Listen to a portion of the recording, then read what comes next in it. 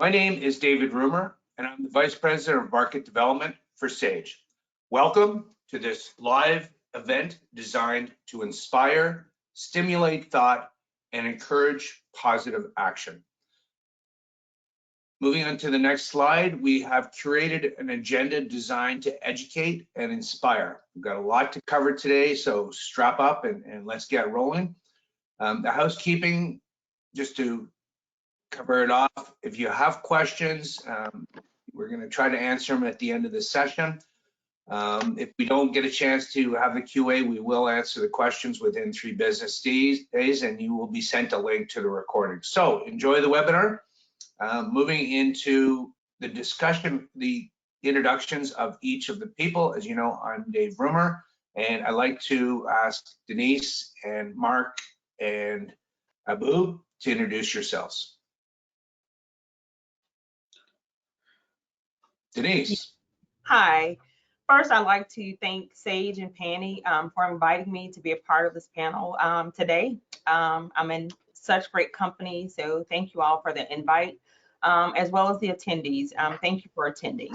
Currently, the Director of IT and Corporate Business Processes for Polyventive.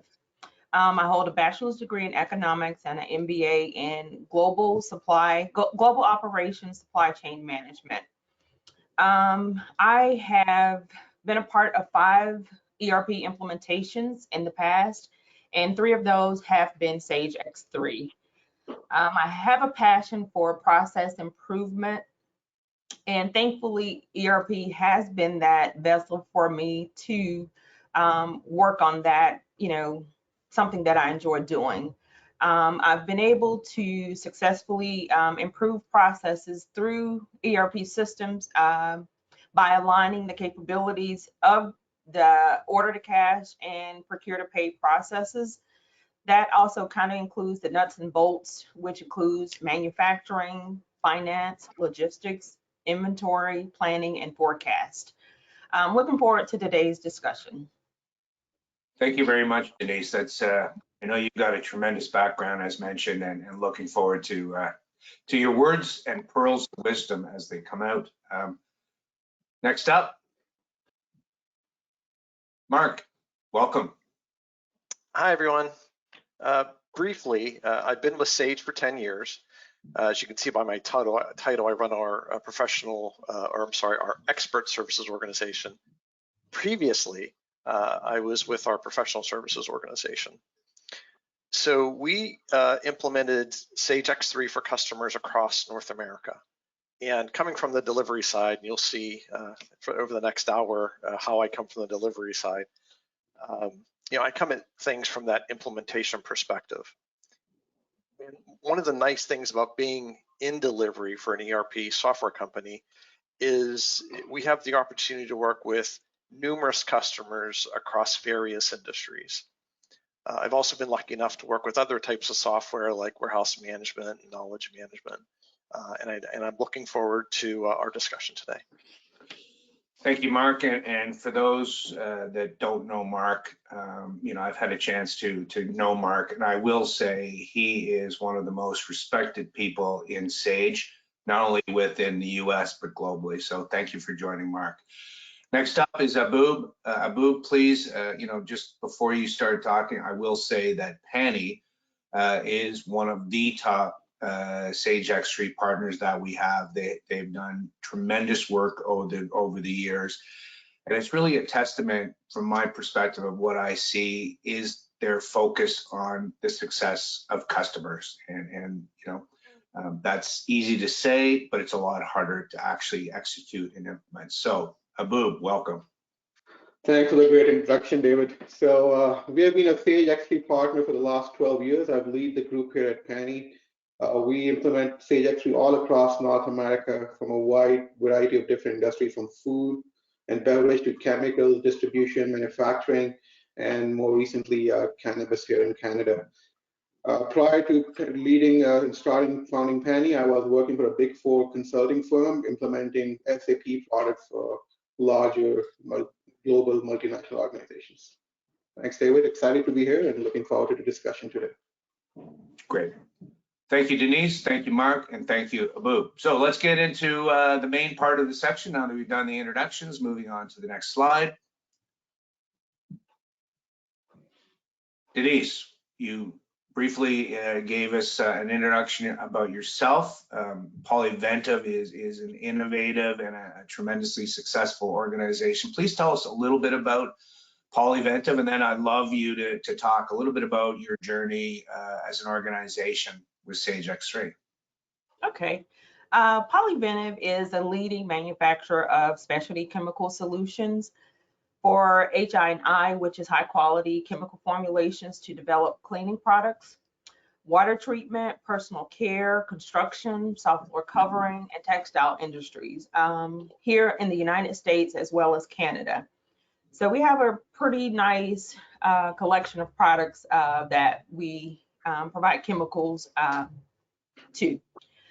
Polyventive has become the first choice in manufacturing, technical capabilities, application expertise, all because we focus on solving our customer problems and solutions.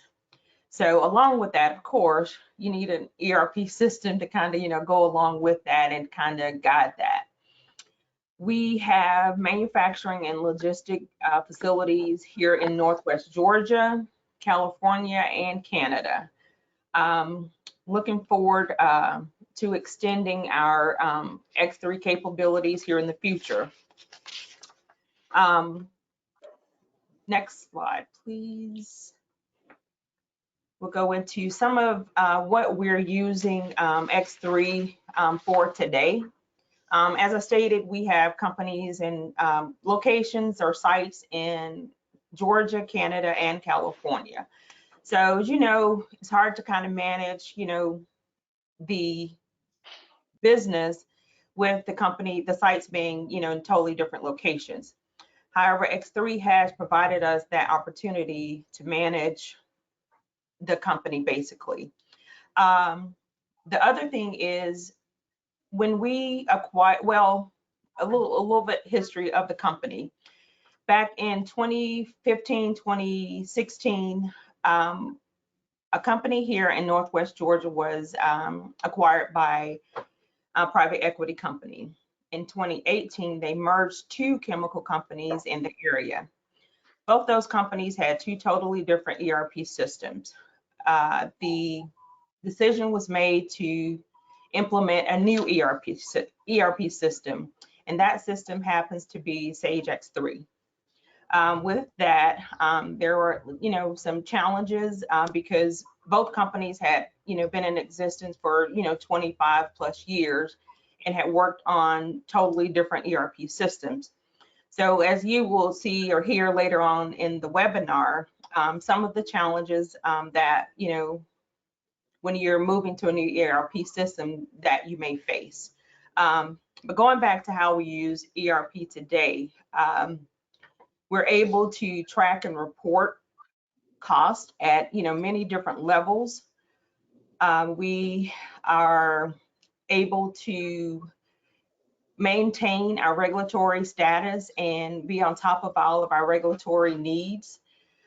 With Sage X3, they partnered up with several excellent companies to, I guess, enhance X3 basically. So being in the chemical industry, there are, of course, regulatory requirements for us. And we've been able to maintain a high flexibility and control of that by a bolt-on name by the name of Procession that kind of keep us legal, with all parameters and in the know about all regulatory compliance. We've also had the ability to automate many tasks, a lot of things that people had to manually do prior to. Now the X3 allows us to automate a lot of those processes. Excellent. Thank you very much, Denise. And the digital transformation journey that your organization have been on is remarkable and inspiring for many. I also would like to congratulate you on the expansion into Canada. particularly Montreal. I do know firsthand that the Canadiens, the NHL hockey team, is one of the most storied franchises in that league. So enjoy your time in Montreal. Absolutely. Move on to the next slide. Okay, we've got a number of panel discussion topics we're going to cover. Obviously, the first one is, when is the right time to upgrade to a more robust ERP?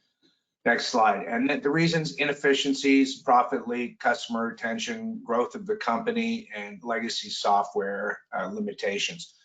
I'd like to ask first, Mark, for you to share some of your thoughts on when is the right time to upgrade. Okay, thanks. There are common themes that I hear from customers when they are, upgrading to a Sage X3 or similar system. And there are three basic drivers that I see to it. The first one is business change, which could be, general business growth. Maybe they're buying businesses, expanding product lines, or maybe there's some manufacturing complexity that's been introduced to what they're offering.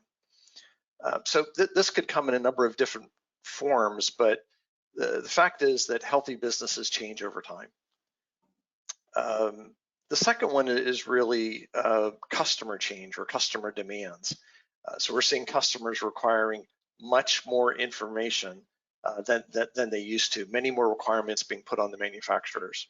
And I'm sure most of you have heard of labeling requirements, even if you haven't had to do it yourselves, where they put the labeling requirements on their manufacturer.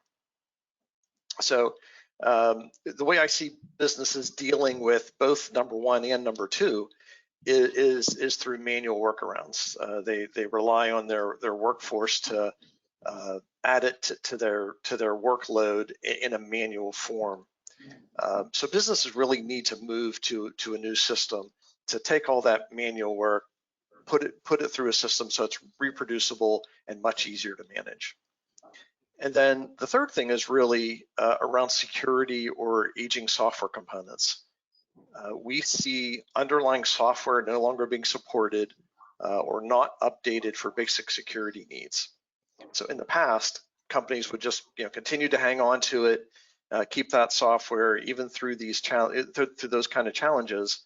But now, with all the security risks that are out there today, we're seeing people take much more heed of those kind of issues. So those are the three things that immediately come to mind for me. Great, thank you very much, Mark. So, Sage X3 obviously is a very robust ERP. It is also an agile ERP, and it's got flexibility to customize, as is required by organizations. Denise, you've gone through 5 implementations, 3 of them for Sage X3. You've got to have an opinion on when is the right time. Please share your thoughts. Yeah, there are a couple things you probably should consider if you're thinking about upgrading your ERP system, or even going to an ERP system, from QuickBooks. I really don't consider QuickBooks an ERP. So if that's something, you're at that place. But the first thing is, being that company, a lot of problems that I've seen is legacy software and having to upgrade, having to create add-ons. And when you get to that point, you really need to consider upgrading. Those can become very expensive and cumbersome. You have to just thinking about adding layers and layers to something that's already in existence. At some point, something's not going to communicate and, just operate together. So if you're getting to the point where you're having to create a lot of add-ons and manipulate the system, it's time to consider a new ERP. Another thing, your month-end closing, for example. At one point, month-end took 15 plus days to close month-end. However, with the right ERP system and the right setup and good data, we've been able to reduce that to less than 5 days. So again, it's really, really important of the things that you're currently dealing with today that really are time consuming and kind of bogs down people and resources as far as the system. Another one, if the company is growing, for, our example is a great example. Initially, there were a merger of 2 companies with 2 different ERP systems that were aged. At that point, the owners decided to implement X3 version 11. The latest acquisition for the company with the sites in Canada and California happened in December of 2021. Just so happened, that company are on X3 as well. However, they're on version 6. So the plan here, because we're growing and we're expanding, the plan here is to migrate them to version 11. So we're all on one system. And then after that, we'll take the entire company to the latest version, version 12. Merci beaucoup, Denise. Abu, your experience with the experience of the PANI organization itself, I'm sure you've seen organizations that should have upgraded years before they did. You probably have seen organizations that had the foresight to upgrade to future-proof their organization and be more efficient. Please share some of your experiences and your thoughts. Yeah, I mean, our experience, organizations go upgrade the ERP systems, when there's been either a fundamental change in the way, some fundamental event has happened. So they have been acquired, or they have obtained more financing, and now they're suddenly growing at 20%, or they've done a fundamental shift in their business. They started a completely new product line, for example, and new reporting requirements or regulatory requirements coming in recently, for example, in the food industry. Or the other thing is they have not done absolutely anything in the last 10 years, so growing slowly 5 to 4, 3 to 2% over 10 years, and suddenly they realize, oh my God, what's happening, right? Our processes don't work anymore. We don't know where our inventory is. They do month end and their inventory is never reconciled. Their customers are unhappy. They're unable to fulfill the orders on time. They're unable to report, if they have financing, they're unable to report to the bank on time. So these are the 2 main things. Either they have done nothing for the last 10 years or something fundamental has happened in their business and they need a new ERP system. Most organizations we find are always doing a catch-up mode. It's the way I see it is organizations look at it from a cost perspective, but if you're running a $50 million business or $100 million+ business, you don't want to be running your software on QuickBooks, which is $100 a month, right? So that's a disconnect I see sometimes within the organizations. But again, fundamentally, either there's a fundamental shift in the way they are working, or they have done nothing the last 10 years, and now they have to do something to get back on track. Thank you. Excellent. So let's go on to the next topic. Migrating to a new system does not need to be intimidating. Next slide, please. Many people obviously, embrace change. Some people don't embrace change, but the reality is you go through an implementation. It's a tremendous experience, and that your company is going to be in a, next slide, please. Your company is going to be in a much better place. So I'd like to ask Denise for you to start off and talk about your experiences and some of the aspects of cost and scope and as we move through this, Mark, I'd love you to talk about moving the data migration tool, and then we'll come up to change management. So Denise. Yeah, as far as cost of implementation, that's always a really big topic when companies are considering upgrading or getting a new ERP system. And many people on the executive team have come from larger companies where they spent millions and millions of dollars to implement a ERP system. And coming to a small to medium company, fear begins to set in. You're thinking about how much it's going to cost to really implement an ERP system. However, based on how you plan your implementation and the ERP system that you choose, it can all be done within a budget. again, planning, planning, planning, and that kind of leads into the scope. I'm really, really big on a robust spending time up front on the business process review. And with that, you can kind of see what your needs are with an ERP implementation. Going over all of the processes with everyone. And when I say with everyone, that I mean from the executive leadership team to managers and to the end users.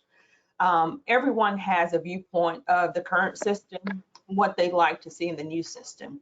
So if you have all of that captured in your business process review, you can have a pretty solid plan as to we're here today, but we're going there tomorrow with the new ERP system. And, you know, to be honest, you will not capture 100% of the work that needs to be done on the business process review. But if it's done right, you'll at least capture 90 to 95% of it. So it's really, really important to create and have that business process review with everyone that should be involved. And then from there, the scope of work, it's easy. You know exactly what's required. You know exactly the route you need to take to get to where you're going. Excellent, excellent. Abu, I'd like to ask you your thoughts, and having the opportunity to speak with several of your customers, you know, I really understood one thing, and while some people may be intimidated because they have never done an implementation before as an organization, and some are intimidated because they do hear of some of the atrocities and the multi-year implementation, multi-million-dollar implementation of some of the other ERPs that are out there. But what really struck me is the level of trust that your customers have for your organization, and once you know, you have a real partnership based on trust and confidence, then things get a lot easier to kind of move forward. So please, Abu, some of your thoughts. Sure. I mean, yes, Denise said, I mean, people always have horror stories about changing systems, right? And that's the number one reason, you know, everyone's hesitant, right? Nobody wants to go to the struggle of changing to a new system. But if you plan it right, you know, you can get there. You know, it doesn't have to be hard, right? So the number one thing that people is the vision. Why did you deciding to change, right? Once you start implementing, most organizations either forget it or don't refer to it when making the decision. So we have to, you know, keep the key KPIs, why we made the decision to buy the new ERP software, and then track everything based on it. So what happens is you have 4 or 5 KPIs, for example, key KPIs you want to achieve, but when you go into the implementation, they want to do everything, right? They, instead of 5 KPIs, now suddenly you have 100 KPIs, right? And that's where the vision changes, that's where the cost of the implementation changes, the scope control, and everything changes. So what we do, one thing that we do really stress in our implementation is keep reminding the key stakeholders, this is why we are changing, right? These are the KPIs. Having additional KPIs is fine, the vision changes, but let's have a more agile approach towards the project. You know, let's achieve these 5 KPIs, and then as a phase 2, as a phase 3, as a phase 4, we can keep on implementing it. Most organizations think, you know, let's have a 2-year, 3-year big project, and that's it. Then we don't have to do anything about ERP implementation. Our philosophy is a more agile approach, have smaller chunks to the ERP implementation, so that, you know, 2 years later, the business may have changed when you're going live, right? It's a long time sometimes in different businesses. So keeping focus on the key KPIs, making decisions based on those key KPIs, having a more phased approach towards it is our strategy of keeping, you know, things in control, making sure there's less stress, scope and cost control keep in place.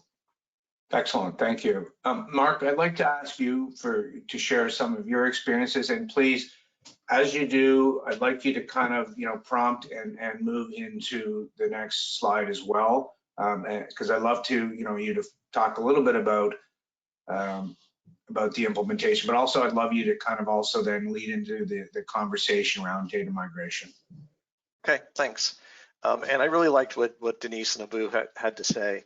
You know, I think they're right on. And you know, with an implementation, there's some non-negotiable pieces, things that you have to do, and that's what Denise was getting to. And you have to So I'm from North America, so I always use a football analogy, blocking and tackling. You got to get the blocking and tackling right in order for things to go well. The other thing that comes up on implementations, again, I come from the implementation side, so the other thing that comes up is we run into a number of businesses that it's run by tribal knowledge. So Charlie has been with a company for 30 years and Charlie knows everything, but he's the only one. And what many of these implementations also entail is documenting everything so that it's not reliant on Charlie, you're reliant on the system. And I think that's a big benefit of these implementations, and the payback is great on those kinds of things. So let me move into data migration as well, and I think that's on the next slide too. One of the biggest challenges of any implementation is with migrating data. So this is true for all software upgrades. At Sage, we build a tool to make that process much easier, and we call it DMT for Data Migration Tool. And it is that place where data can be collected and mapped and verified, and the Sage X3 formatted templates can then be generated, and that's what's used to then upload into the data into X3. You know, it includes things like an audit report to document any of the changes that were made from the raw data that was received. That audit report can then be used, you know, if there's differences, going to be some differences between the two systems, it can prove out why there's those differences because you have that mapped out. And I've also seen where auditors are looking for that information. You know, third-party auditors come in and they want to know, well, why is this data here and that data is, you know, is on the new system, and you can prove that out. So today that tool is working, and it can work with any system. In addition, right now we're working on building templates from specific products. And what that will do is automatically extract and migrate the data to Sage X3 with the push of a couple buttons. If coming from another Sage product, our expectation is that we can automatically migrate 80 to 90% of your data. That completely removes one of the biggest challenges on an implementation. Oh, and the associated costs. So we have high hopes for this tool. Thanks. Excellent. You know, I know the Sage data migration tool is a tremendously powerful tool and saves time, saves money, and it moves with accuracy, which is excellent. And that's a pretty funky logo, Mark. Denise, you obviously have some experience in it, and I love your four-word thoughts on this. So please share that. Yeah, kind of what Mark was saying, everything should go into X3. I know sometimes my teams are like, do we really need to put that in X3? Yes, because guess what? It's in your head. You're the only one that knows and is aware of that piece of information. Anyone should have access to that information. So it's a struggle sometimes, but it's really important to put as much information as you can in the system. It's there. I don't want to have to go to a person or a team to get information. I want to be able to go to the system. If the president asks for something, I want to be able to go to the system. I don't want to have to go to a person to gather that information. So I stress that everything needs to be in X3. And that leads to the data migration tool and scrubbing your data before you put it in the system. Don't just extract it and import it into a new system. You have to scrub, organize, and collect, scrub, and organize the data. At the end of the day, garbage in, garbage out.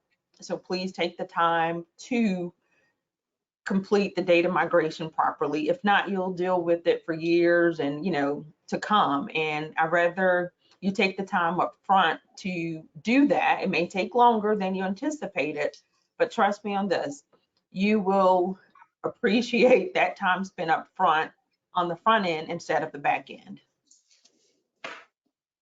Excellent, thank you. Data, information, knowledge leads to wisdom, and wisdom in decisions. Let's move on to the next section, controlling the cost of migration. Next slide, please. I'd like to ask Abu for you to talk about this. I know that, you know, as an implementer with a lot of experience with Sage X3, you know, part of what you're asked is to control the costs, and you know, you're doing not, you know, and that's what your reputation is built on, and I know that. So please share your thoughts, Abu. Sure, absolutely. So again, you know, the key thing is, you know, which I said earlier, was to make, first thing is to make sure you have the KPIs in mind. And then you do an upfront effort that Denise was mentioned to map out those business processes, especially if you're a larger organization, more mature organization, you've been in business for the last 20, 30 years, you know, there's a lot of tribal knowledge, that Mark was saying, right? Since, you know, a lot of processes are not 100% mapped, and it's in somebody's head or somebody knows about it. So having that work done upfront is, you know, is quite important to have a successful ERP implementation later on.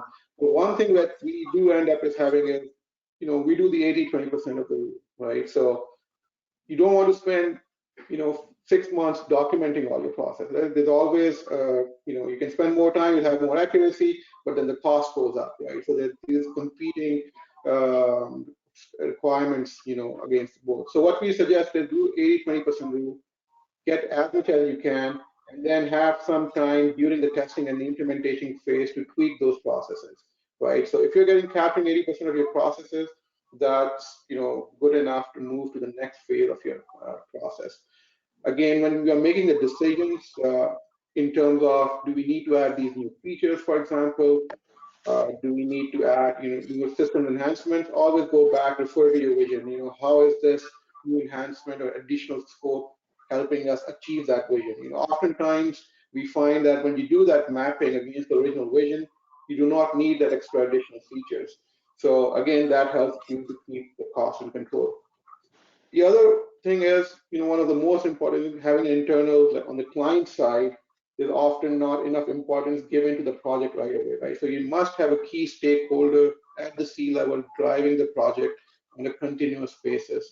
You cannot have a one-off or a junior resource on your client side running the project, because, you know, you're running your business every day, and everyday issues tend to take priority over, you know, project, right? The new project is not stopping you from delivering your everyday business. So it tends to go to the back burner. But if you have a C-level resource driving the project to the organization, people take it seriously. They want to change, and, you know, it just gets done faster and quicker.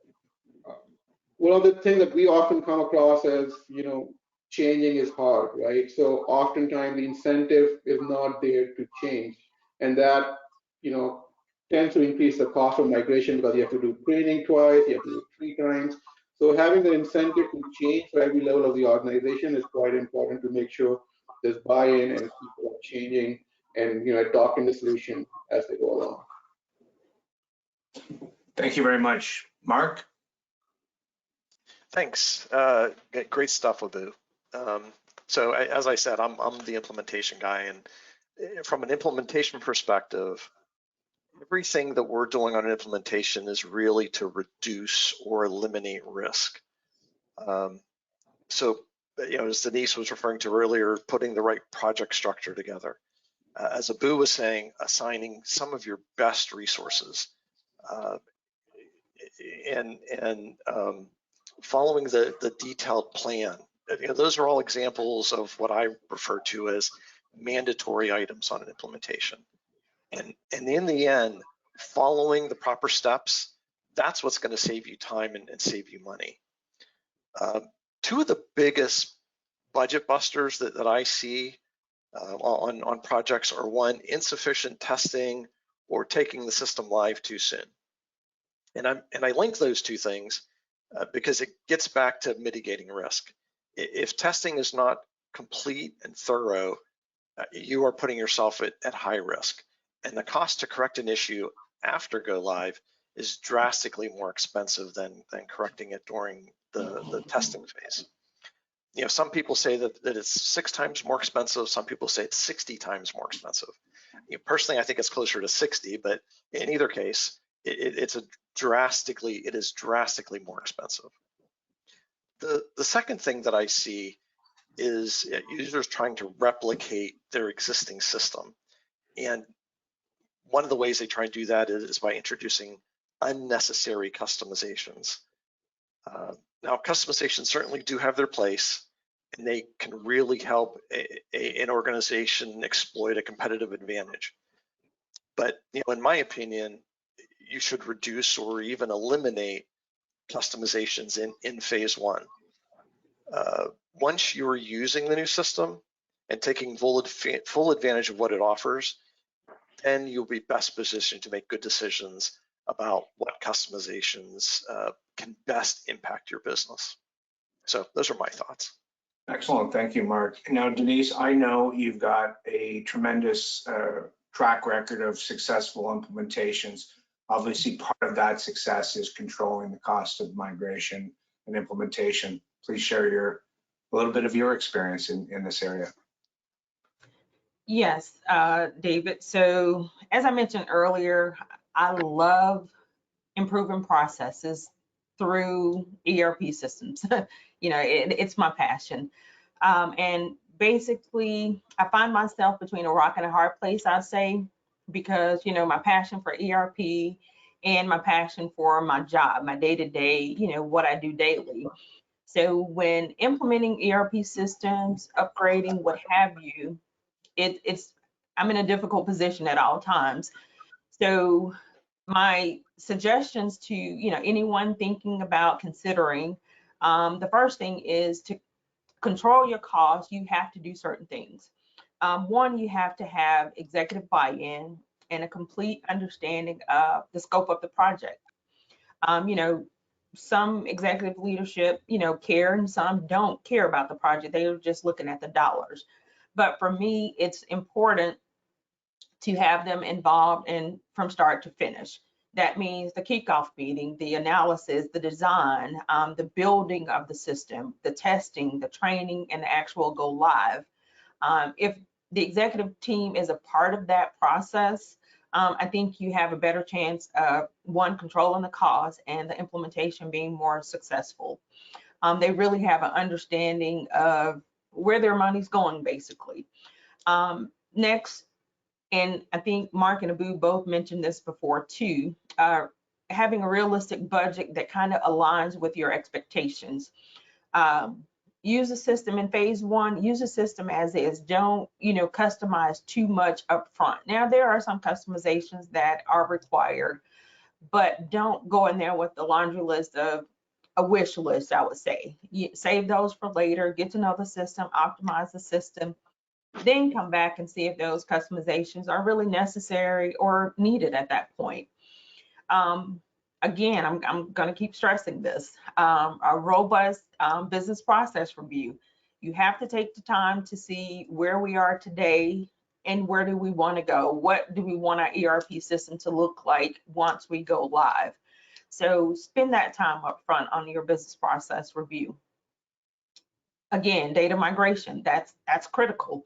You don't want to just export data, import data. We all know, ERP system, it's just as good as what you put in it. So if you're really not managing your data, once it's in the system, data will get dirty at some point. You will have the same product, different code, what have you. So you really need to take the time to scrub your data and migrate your data properly. Now, in our situation, we have, I would say, almost 4 companies at the end of the day that we're going to have on version 11 and then eventually version 12. And they're all chemical companies that were combined, right? So chances are you have some of the same customers, you have some of the same suppliers, and you definitely have some of the same products. So if you don't migrate your data properly, you're going to have dupes and trips of everything along those lines. And that's only going to cause confusion and bad reporting eventually if you don't take the time to properly migrate your data. Another thing is having internal resources during your business process review.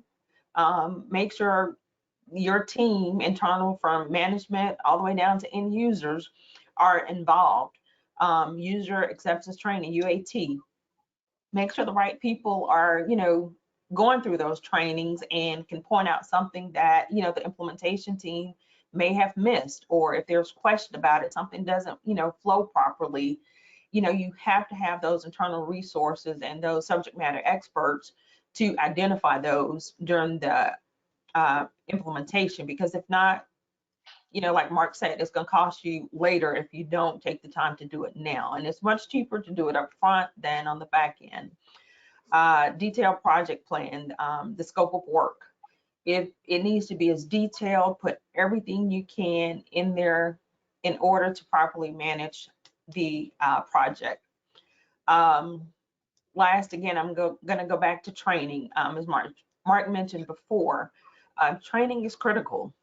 You have to put key people in training to make sure the system is doing what, one, we thought it was going to do, and two, what it is supposed to do.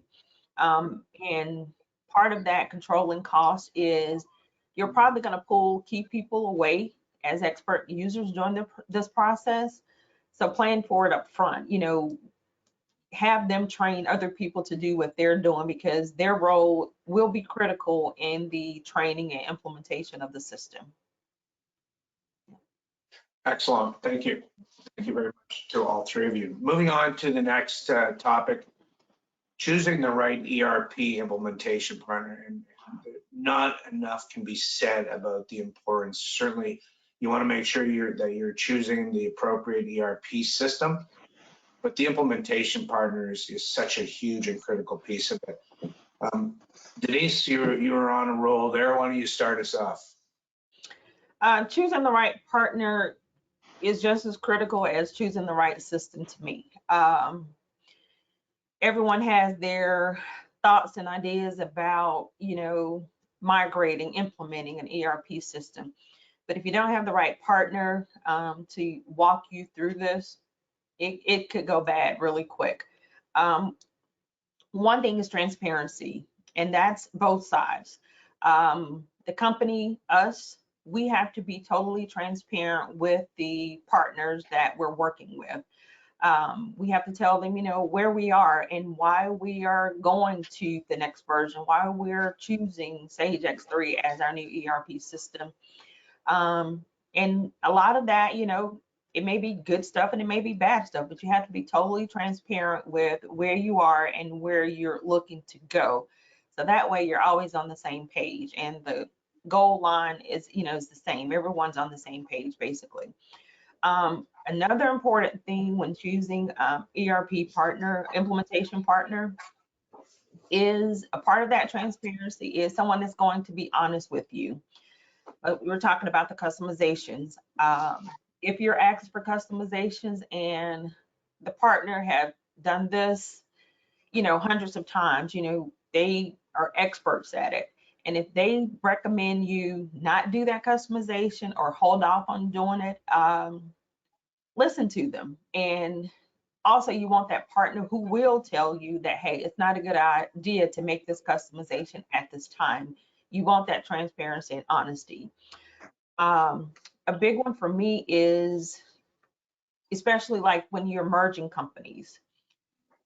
Some people have worked on their previous systems for 25 plus years. And the old saying, if it's not broke, why bother trying to fix it? And what happens with that is some people will try to recreate their old system into the new system. And you have to have an ERP partner that will push back and not support that activity, because you're wasting not only your time, but the company's money by trying to do that. And the last thing for me in choosing an implementation partner is their resources, having experts in all modules. You don't want a company, of 3 and you have this huge, implementation project. People, get worn out really quick. So just having the resources on their side and experts in all modules of the system you're implementing is critical to me. Excellent. experience and track record, trust and understanding, technical development, project management, training and support. Boop. You were the implementer with Polyventus, so you must be feeling pretty proud about Penny. Yes, thanks, Denise, for the Mark. question. Yeah, Mark, over to you. Thanks. And I really don't have a lot to add. I think Denise did a great job covering that. But I'd just like to add that you have to do your due diligence. You know, some of the items listed on the screen are great things to understand, but you really have to do your due diligence, talk with customers, understand how the partner works, what is their culture, and so on. And then you have to make a decision based upon the fit for your organization. So those are my thoughts. Excellent. So let's go into the last topic of this section, and that is how to prepare for change management, digital transformation in your organization. Next slide, please. Mark, why don't you start us off, and then Denise, and then Abub say a few words to finish this off.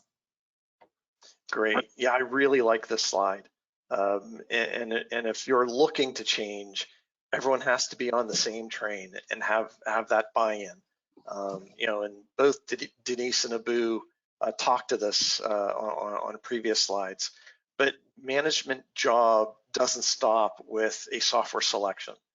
Management needs to assign some of their best people to this project, to the implementation, and then stay engaged throughout the implementation. So real quick, those are my thoughts. Excellent. Denise, I know this is change management is a huge passion of yours. Please share your thoughts. Yep, absolutely. And, you know, that header there, you know, you fail to plan, you're basically planning to fail. So a solid project plan and, like Mark said, the team, the resources to support that plan are critical in any change management. Executive leadership participation, and I like the pull-through approach instead of the push approach. It's like, no, that's just my preference. In change management, one, you have to keep the people first. After the implementation is complete, done, everyone's gone back to doing their job. The end users are the ones who will be using the system. It's their tool to do their job daily. So you always have to keep the people first. Next is, for me, is communication. You have to be committed to communication and how, when, all of that. And the first thing is commitment. You have to commit to the communication throughout the organization. You have to be clear. It requires clarity on the communication. This is what we're doing. This is what we've done. These are the end results. However you decide to communicate, you have to be clear. And last on communication is being consistent with your communication. Just keeping everyone in the know, aware. It's hard sometimes, but you have to do it in order to successfully implement. And part of that communication is two-way. You know, I just can't push stuff out. You know, I have to receive feedback. I have to receive, you know, hey, Denise, this isn't working like we thought it was going to work. So it's a two-way street as far as communication. On that too, I think leadership, you have to involve the employees. When you typically involve the employees and end users, they feel valued. They feel like you care about them, and you know, you value their expertise and what they do daily for you in the company. And if the end users are feeling valued, they are more than likely willing to embrace the change, and they are more than willing and likely to actively participate in the change. So people, communicate.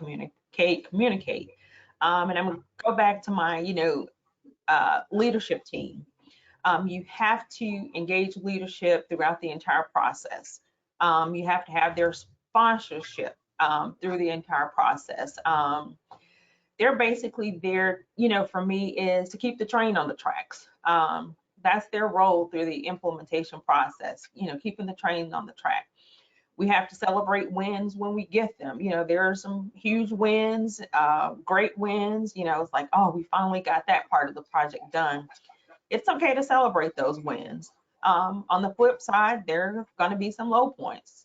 Not going to lie to you, it will happen. There's going to be some things that aren't going to go as planned. But know that, you know, you're in an agile environment. You can go back to the table, reset your strategies, go and turn that into a win. That's an even better win.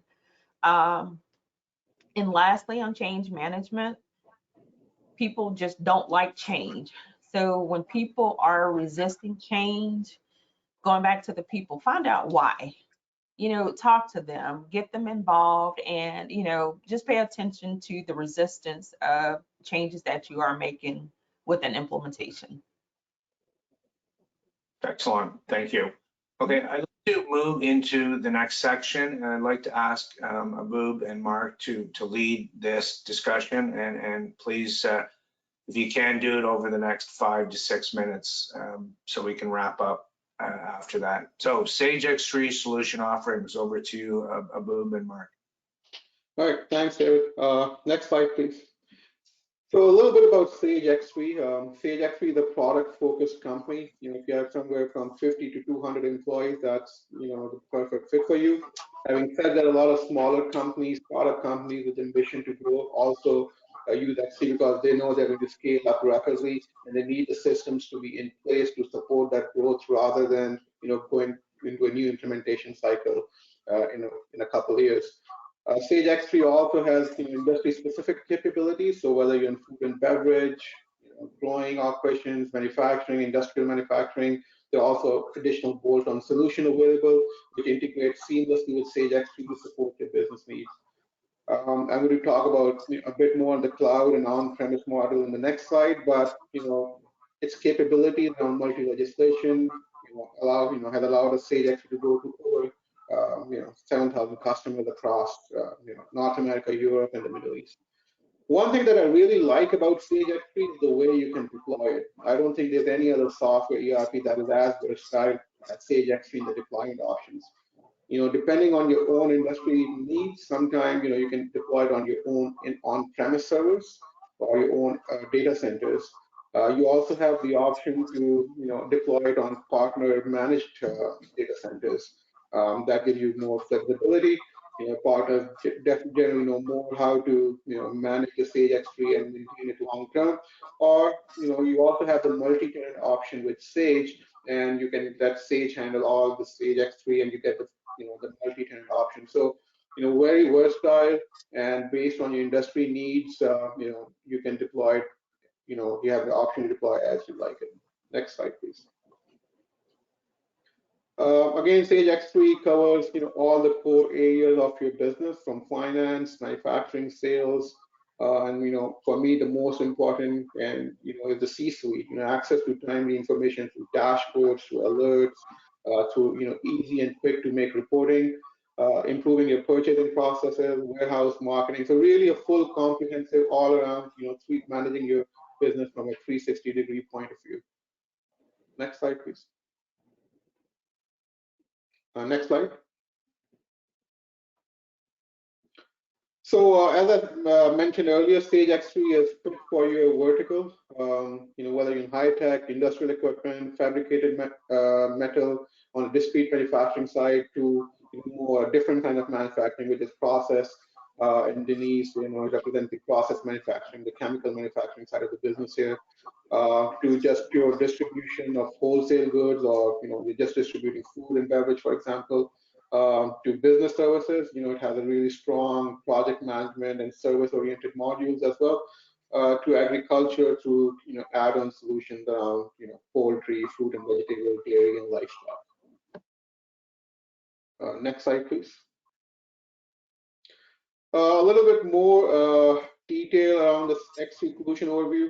One of the strongest things, you know, about Sage X3 is the multi-site, multi-currency, multi-language support available. You know, North America is getting more diverse in its workforce. You know, we have had customers ask us, operating, you know, can we have, you know, it running on Spanish, for example, Sage X3. You know, if you're operating in Canada, then, you know, you have operations in the eastern side in Quebec, and you're in the west, in the rest of Canada, you need English and French. So again, the ability to support multi-currency, multi-language in the same database is a really powerful aspect of the software.